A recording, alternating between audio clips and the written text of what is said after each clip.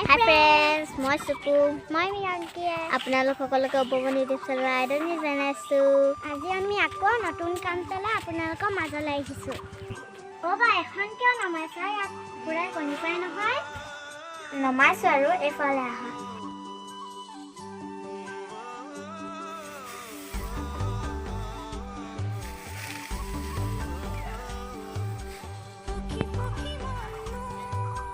এখন আমাৰ পুৰণি মাছ চাকৰিখন চাকৰিখন আজি আমাৰ প্ৰয়োজন হ'ব আজি আমি কি কাম কৰিম দেখাই আছো আহক